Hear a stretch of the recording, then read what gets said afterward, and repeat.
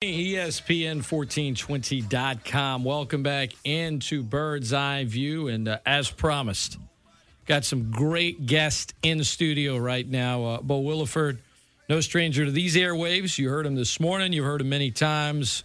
Local boxing legend and a local boxer sitting next to him, to his left, across from me. Brandon Arvie is in studio. And we've also got our engineer sitting right next to me, fixing the other microphone.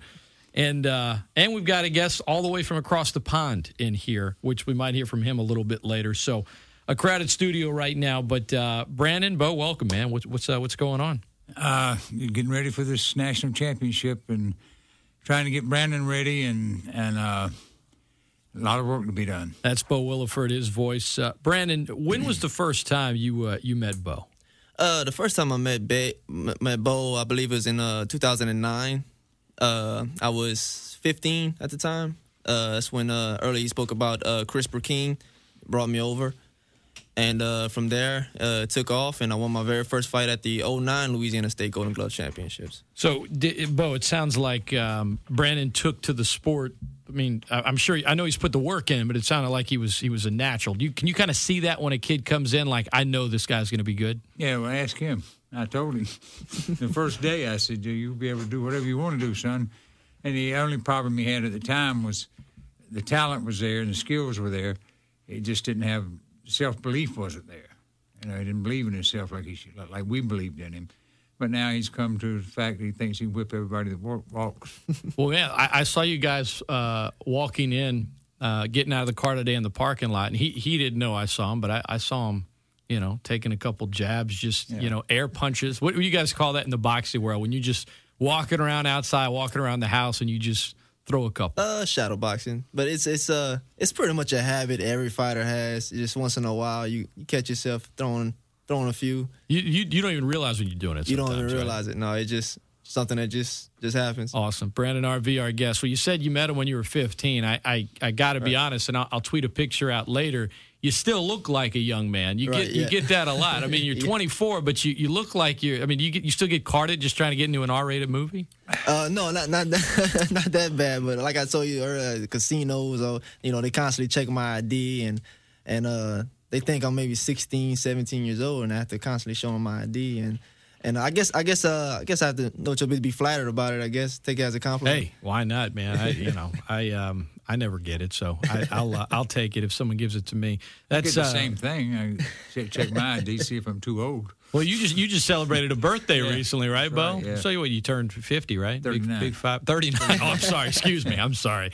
God, that means you were boxing when you were like 3 or 4. Yeah. 22 after the hour. Brandon, let our audience know where'd you grow up? I was born and raised in Mamou, Louisiana. Small town. If you blink, you probably miss it on the way past it. And I know that what brought you to your 15 years? Like, how did boxing enter your life? It's something that just happened. I was always the type of kid that as much as possible, I tried to avoid violence and confrontation, and I was always the type to let's get along. And my friend, close friend of mine, Cole Laverne, we used to just work out regularly at the local gym, and they had a heavy bag in the back. And after we would work out, we'll go hit the heavy bag. And the first time, I never hit a heavy bag before in my life. I never been in a fight before in my life before that. And first time I hit a heavy bag, he asked me if I ever fought before, if I ever boxed before. And I told him, no, I never boxed around in my life. And he told me, you have a knack for it, and you should see about getting into it. And that's when he introduced me to Chris, and it went on from there. And from there, now we'll get to it, but you're going to be competing at the highest level, National Golden Gloves Tournament. But Beau, you and I have talked about this a number of times. I can't drive home enough to the sports fans, to the community, how you politicked for a quarter of a century to get the National Golden Gloves Tournament here. And I know it was a big win for you last September when it finally happened, but you got folks from all over the world. You got the best boxers from all 50 states all coming to our community. They're going to show up when I guess festival's wrapping up, but the Golden Gloves tournament over at the Cajun Dome Convention Center, and then the championship bouts at the Cajun Dome, May 1st through May 6th. Hall of Fame ceremony on Sunday, April 30th. For the boxing world, for the sports world, this is a big get for this community. Oh, it really is. And last year, Salt Lake City estimated $12 million was spent by the people that came in for the Golden Gloves in the city of Salt Lake City, Utah. And $12 million. $12 million. Wow. And that's not a bad chunk of change.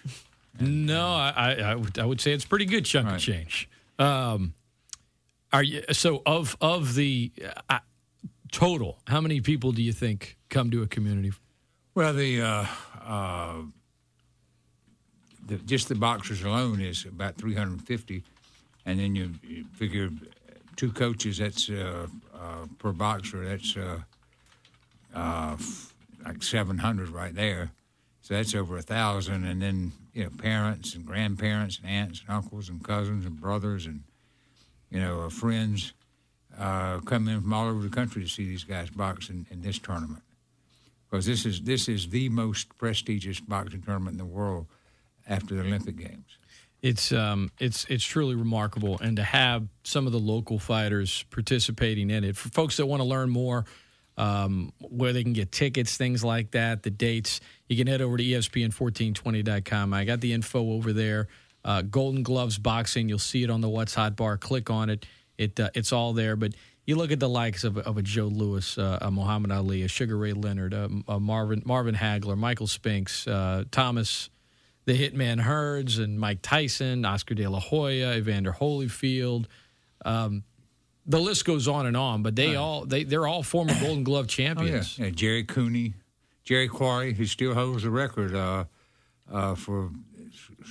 He fought back then. The Golden Gloves national tournament was just 3 days, and he fought 5 times in 3 days, scored 5 knockouts, and nobody's ever done that before or since. And 3 of the guys that he fought went on to become top 10 contenders in the world.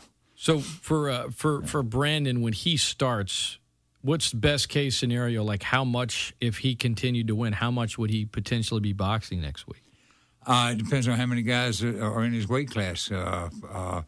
Some of the teams don't have. They'll have. There's 10 weight divisions, and some of them don't have. May not have a 132 pounder. A couple of teams, but if all if they all have 132 pounders, he might box 6 days in a row. Wow.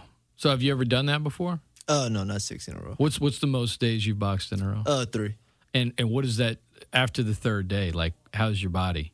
Pretty rough. Pretty rough. And then again, it all depends on the fight. You might have a fight where you go out there and you box the guy off, and you don't take too much punishment or too much damage. You might feel better the next day for the next fight, and then so on and so on. But where do you channel, like Brandon Arvie, our guest, local fighter? He'll be taking part in the National Golden Gloves Tournament of Champions, set to begin May 1st right here in Lafayette over at the Cajun Dome Convention Center.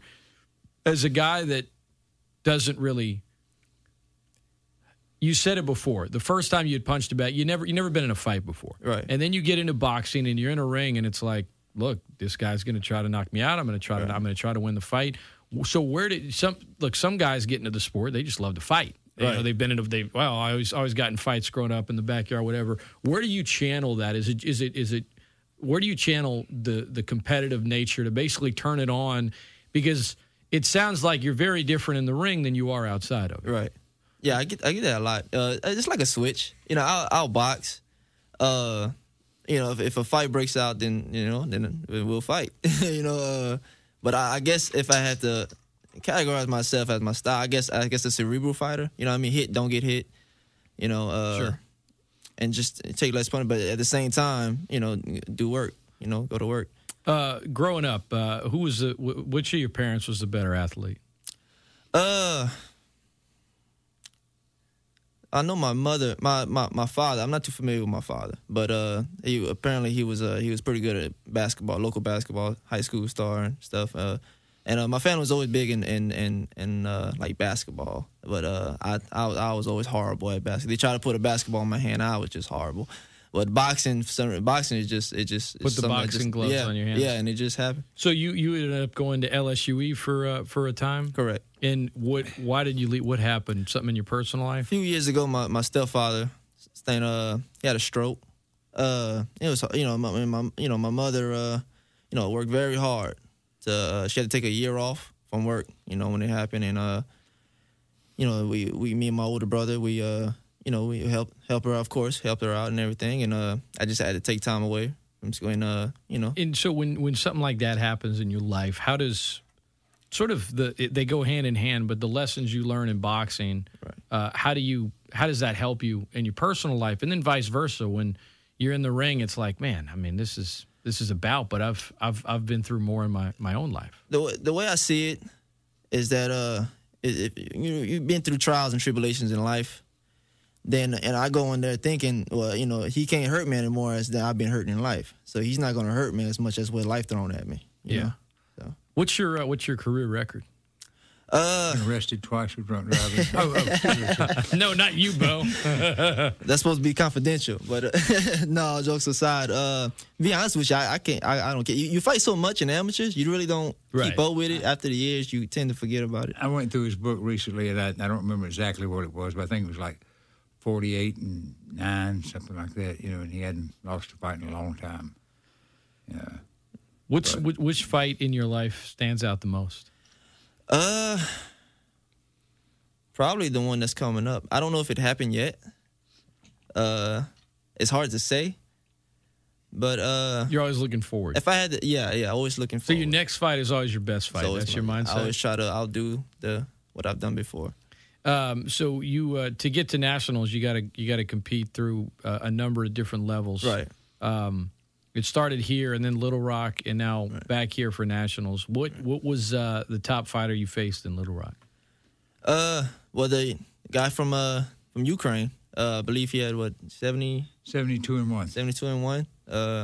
72-2 now. 72-2 now. Yeah. There you go, Brandon Arvie. Are you a southpaw or righty? I'm a righty. And what's your strategy when you get in the ring? You said cerebral for maybe a sports fan that watches boxing occasionally but doesn't know the ins and outs of the sports. When that bell rings, what's the first thing you're looking at? First thing I'm looking at, and in amateurs, you don't really have enough time to take one or two rounds and see what the guys are about. You have to get straight to work. Yeah. Right. So probably just work off the jab and just let it flow from there. It's really hard in amateurs to like I said, it's not like pros where you have 6, 8, 10 rounds and you have time to learn the guy. And so just go in and just go to work and just let your hands go. Brandon Arvie grew up in Mamou, Louisiana. He is about to compete in the highest level of boxing at the amateur level, the Golden Gloves National Tournament of Champions. Do you want to take this to the next level at some point? Where do you see your future in this sport? Like me and Beau, turning pro. That's the goal. I wanted to. I bugged them for the longest about going pro last year and seeing how the Nationals was going to be in Louisiana this year. So he told me to stay in, and of course, from Beau Williford, he gives you advice. You take it. So I'm glad I stayed. And the 1 year where we get nationals in Louisiana is the year I head over there, nationals. So Beau, for somebody like him, and the majority, I would say, majority of fighters are going to be over here competing in this thing. What can this do to propel them to a professional career? Well, if you number one, if you made it to the National Golden Gloves, you're a success. Number two, if you win the National Golden Gloves or make it to the finals or semifinals, because sometimes, look, boxing is judgment. There's no 5-yard penalties or 15-yard penalties or any of that. The judges judge what they see, and you may see it one way and I may see it another, and so sometimes you don't win a fight that you did win. Everybody in the place thinks you won, except for 3 of the 5 judges. I've had you on after a couple of pay-per-views before to discuss that. But Brandon, he's got a real future ahead of him if he decides to go pro or whatever he decides to do. And the guys from the National Golden Gloves they always do very, very well. Boo Boo Andrade, his nickname's Boo Boo. I can't think of his real name, just won the World Junior Welterweight Championship about 10 days ago, I think. He was National Golden Gloves champion about 3 or 4 years ago. And I mean, it just goes on and on and on. The guys at Boone Kirkman went to #1 in the world as a professional when he won the National Golden Gloves. George Foreman went to champion of the world. Muhammad Ali, Joe Frazier, Joe Louis, Joey Maxim. You could just keep chatting off the names. Yeah. Beau Williford, Brandon Arvie, our guest in studio right now. So at 24, the goal is to turn pro, and you look at this upcoming, week from Monday. Do you look at that as sort of that last step, the national tournament? Yeah, I would say so. But seeing how I perform but definitely it depends on the results, right? But you look at it potentially as that last bridge. Definitely. And a chance to showcase your skills in front of people that are, everybody that's somebody in the business. Right. And my feeling is that after he wins the National Golden Gloves, which I hopefully he will, the value, his value goes way, way, way, way, way up if you're a National Golden Gloves champion. And I look forward to him becoming financially secure, totally secure. Right. Benefiting. And the young man was talking about taking care of his family, and that's obviously the top priority for you. Right. So what, ESPN1420, ESPN1420.com, right now as an amateur boxing, rewind maybe a month ago, because right now, I mean, the tournament's right there. Right. Or rewind to a time where there's not a tournament right around the corner. What's like what's just day to day for you, like training wise, and what else do you do in life, and where do you work? I usually get up. I usually beat my alarm clock. I don't even think I use my alarm clock anymore. I usually get up at 4 in the morning. Oh, jeez. Do my road work. The early bird. Right. Do my road work. Take care of my stepfather throughout the day while my mother goes to work. Make sure he gets what he needs, and when my mother gets back home, I head to Lafayette and put in more work training. Yep. So is he kind of a gym rat, Beau? Yeah, pretty much. He goes 90 miles a day to be a gym rat. Yeah, round that's trip. Commitment. Yeah, that's commitment. Yeah, and he's always been a guy that listens. There was a time, and I'm sure he would prefer I didn't mention this, but there was a time when he was a little intimidated by these guys because he had never been in fights. People talk about a tough guy and what a tough guy this guy is. He'd get a little intimidated, and then he'd go out and he'd fight him and find out that there was no reason he should have been intimidated.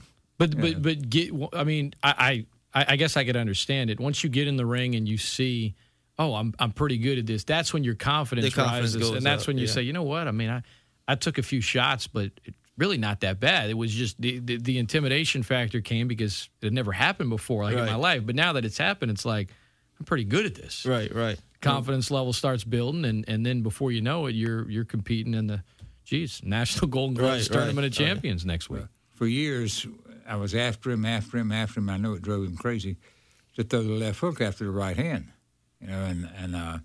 It's a combination of offense and defense. If you're throwing the left hook, the other guy's probably not going to be throwing the right hand at you. But anyhow, he would do it in the gym, but he'd get in a fight and the guy would be wide open for a left hook, and he wouldn't throw the left hook. I'd just pulling my hair out.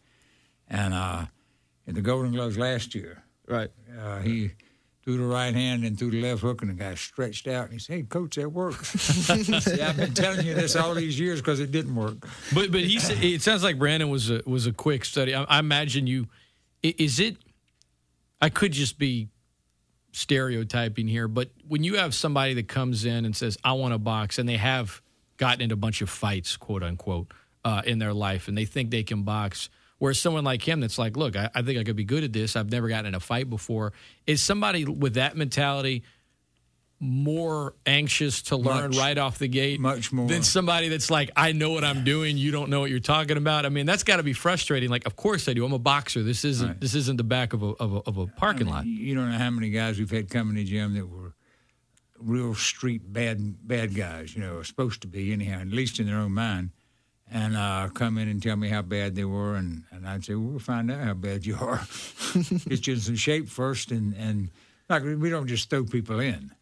You know, you teach a guy a little bit and get him in shape, and when he wants to spar, if we think he's ready, we'll let him.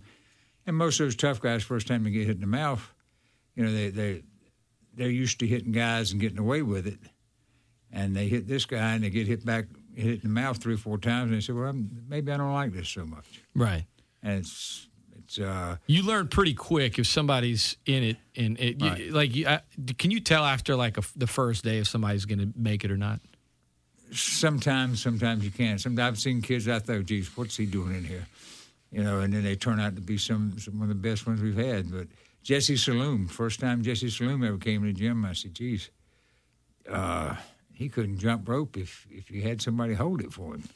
You know, and turned out a year later he was outstanding boxer at the state Golden Gloves. There you go. And poor little rich boy.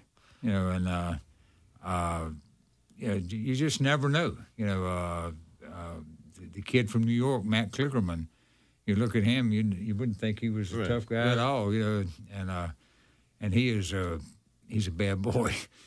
Yeah. Get him in between those ropes and look out. National Golden Glove Tournament of Champions coming up here in Lafayette. I know for Beau that dream became a reality last September when Lafayette was awarded this as a host city. You nearly had it. I guess it was back in 2012, right? And now it's here. So for how many, Brandon? How many National Golden Gloves tournaments is this for you? This is my first. This is your first. So you've done it certainly at the local level. Had you done it at the level in between, which occurred in Little Rock? South, yeah. Oh yeah. And so for the first time, you kind of broke through there, and right, now. Right. So you're anxious. This is something you've been working at for a while. I'm actually very anxious. Yeah, very anxious. Can't wait to get there. Who was your favorite boxer growing up? Did you have one? Oh, there's so many. If I had to pick one, it would definitely be Ali. Ali. He did so much, not so much in the ring, but also outside the ring, and that's something I admire a lot. Yeah, so you've gone. The great thing that I didn't have when I was your age. And I say that like I'm so much older than you. I guess I am.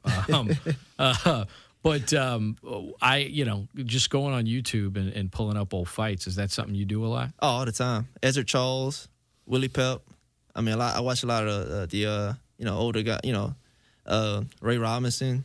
I mean, I love watching those guys and pick different things for them and add it to my repertoire. So at 24, what's Beau? We talked about this before the regional Golden Gloves tournament here, but real quick to our audience, describe the different age groups, because we know there's different weight classes, but there's only one age group. So you can have guys that are, you could essentially have a guy in his late teens boxing a guy in his 40s. You have a guy 17 boxing a guy 39. That's the limit. There you go. It used to be 16 to 35. Now they moved it up a year to 17. Right. Your son, one of your son's first fights was Christian was 16, and when he went to the National Golden Gloves, he was the youngest guy at the National Golden Gloves that year. There was another guy that was about a month older than him. That was real close, but he was the youngest kid there, and he went out and kicked butt and took names and ended up total robbery, and it was, the whole crowd in Omaha was booing, and but it happens sometimes. He was facing some older fighters, and he boxed a boy. It was in his first fight. He boxed a boy was 32. That's what it was. Somebody twice his age. So you can there's a lot of boxers from all 50 states. And they've all earned a spot here. This isn't a tournament you can just sign. It's not poker. You can't just buy in and be in the World Series of Poker with which you see it on TV. It's the last 8, but they literally have thousands of people. It's not like that. You have to earn your spot in here. You got to fight your way into it. And Brandon's been working for 9 years now to do that. And here he is right here in his backyard. I'm going to be at your fights. I'm looking forward to it. I know a lot of our listeners are as well. Folks, if you want to learn more about it, you head over to ESPN1420.com, Golden Gloves Boxing. You'll see it on the What's Hot bar. You can learn all about it, where to get the tickets, Ticketmaster.com, directly from the Cajun Owned box office. the Hall of Fame banquet's going to be happening on the Sunday night before it, April 30th. But a lot of great boxing is going to be coming right here in our backyard. And how many are you going to sleep at all, Beau? I feel like you're going to know 80% of the 1,000 or so people that are going to be here. I know a lot of them, but there's a lot of work to do, so there's not a whole lot of time for sleep. You get it when you can. There you go. But I was speaking of the Golden Gloves and earning your way there. I've had, you wouldn't believe the calls I've had the last couple months from people. I got one just the other day from San Angelo, Texas. A guy wanted to know what I have to do to go to the Golden Gloves, and I said, "Well, did you win your state championship?" No. And I said, "Well, you got to win your state championship first before you." Well, I've never had a fight, but I want to box in the Golden Gloves. And I said, "Well, you can't. I didn't want to say you want to get you buy a grave site first." Yeah. Good luck. It's not like marathons. I literally I've seen somebody walk up to a full marathon the day before. They'll have signed up, bought the package, and they're like, "Well, I don't really run much." I'm thinking to myself, "You're crazy. You'll be walking, but you ain't gonna be running this thing. You haven't trained." But all the boxers here have, including Brandon Arvie from Mamu, who's been putting in the time, man. Look forward to watching you box. I know for everyone here in this area and all the sports fans, they're going to be rooting for you big time, man. Oh, I appreciate the support. You got it. So, Beau, before we let you guys run, tell us about some of the other local fighters that are going to be on the cards. Keenan Glaude from Carencro boxes for Shelton LeBlanc. Is a very, very, very good fighter. Brandon's been seeing him for years. I've been seeing him. I guess he was probably about 9 or something when he started about the same time you did, but he was only about 9 or 10, I guess. And he's 17 now. It might be 18 by now, but very, very, very good boxer, good puncher, smart kid, and a nice kid, very friendly, nice kid who, you would talk to him, you'd say, you'd never have a clue that he had an idea how to fight, just like Brandon. And Trevante Johnson from New Iberia, who's let me say this, Keenan Glaude is coached by Shelton LeBlanc, who is a former national Golden Gloves champion. Wow. And Trevante Johnson from New Iberia is coached by Reginald Charles, who was ranked back in the late 80s, early 90s, #1 in the United States at junior middleweight. So he's got a good coach. And Trevante doesn't have a lot of experience, but he's a big, strong kid, and he can punch a little bit, and he's a heavyweight. So he's in with the big boys. They're all in with the big boys. There you have it. All right. Well, I'm looking forward to it. Brandon, thanks for sharing a little bit of your story. Thank you.